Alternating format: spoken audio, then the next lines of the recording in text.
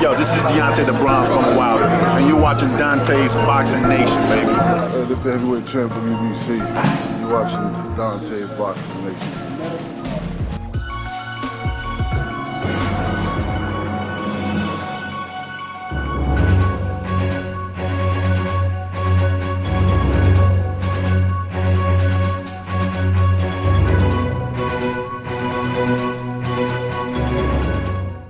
Dante's Boxing Nation, what's going on, guys? So the headline reads, Andre Ward inks with Roc Nation. Man, this is a big deal, guys. This is huge. This is huge for the sport of boxing. This is huge for Jay-Z and Roc Nation.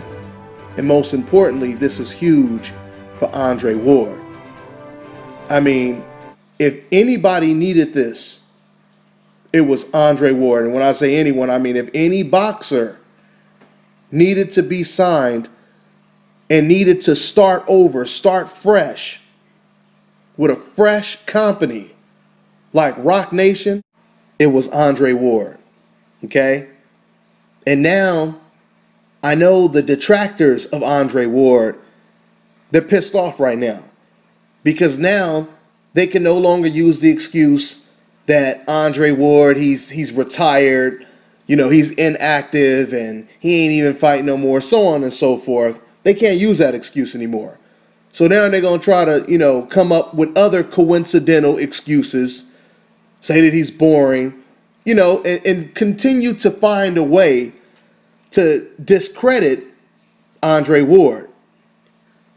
And when it comes to Jay-Z, I'm doing a countdown right now to the day that Jay-Z is inducted into the Coincidental Hall of Fame. Because it won't be too long. It won't be too long from now, and I can tell you that. I can guarantee you that. That coincidental list is getting pretty long. But it's also getting pretty damn strong, if you know what I mean. I'm telling you, man. This is a Dcafs nightmare. If you think about it, you got Al Haymon, the most powerful man in the sport of boxing. He has almost every fighter signed to him, and all of his boxers are happy.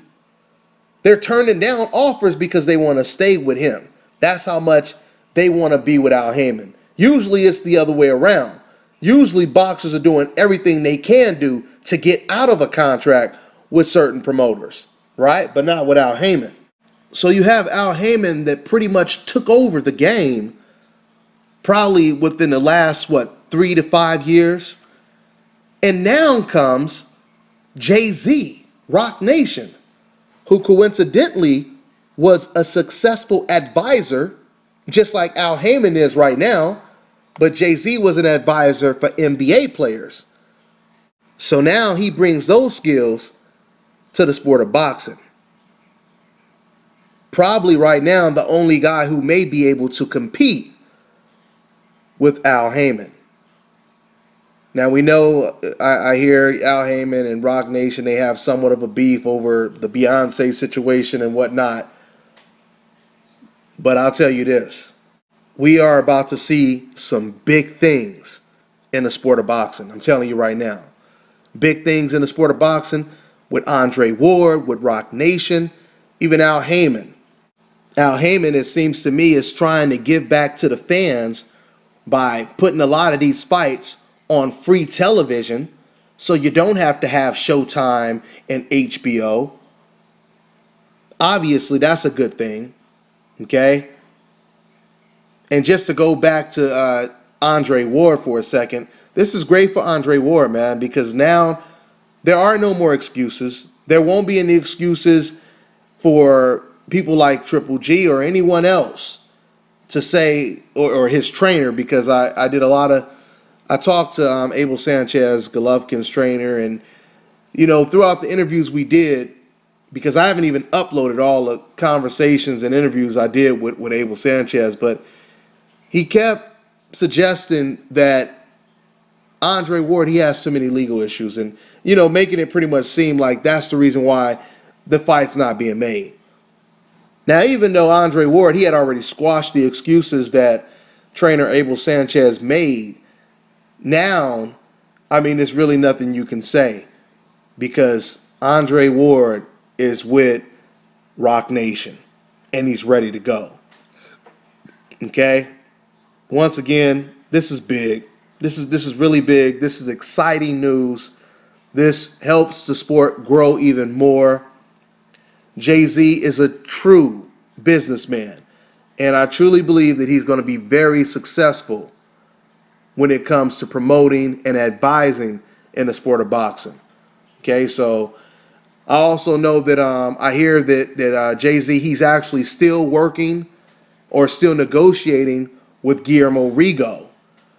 Man, if I'm telling you right now, if Jay-Z can get two of the best fighters in the world under his label or on his team, boy, oh boy, that is a game changer. I mean, just having Andre Ward alone is a game changer. But I'm just saying, man, if he got both Rigo and Andre Ward, with all the misrepresentation that Bob Arum and Top Rank put Guillermo Rigo through, imagine if Guillermo Rigo has a promoter in his corner that is actually willing to promote him, actually do their job. Operation Sabotage will be over with. You have to understand something, guys. A promoter is supposed to be your biggest cheerleader, right? That promoter is supposed to be selling you. He is supposed to be your best cheerleader. Imagine if you were watching a football game, right? You watching your favorite team. All of a sudden, as you're watching the game, you turn around, you look at the cheerleaders, and the cheerleaders are booing their own team. Could you imagine some shit like that? That's what Bob Arum was doing to Guillermo Rigo. He was booing his own team. It's going to be hard to sell this guy. Nobody wants to watch him. After Guillermo Rigo just put on his best performance beating Nonito Donaire. He was booing his own team. We ain't going to have to worry about that with Roc Nation. This man is going to be fully represented when it comes to Jay-Z. And we know this. So you can start making up more excuses of why you hate Andre Ward, why you hate Rigo, why you hate Jay-Z, Al Heyman, and everyone else on that coincidental list. But I'm going to tell you right now, all you guys are doing is motivating these people on the coincidental list to be even better. That's all I got. I'm on to the next one.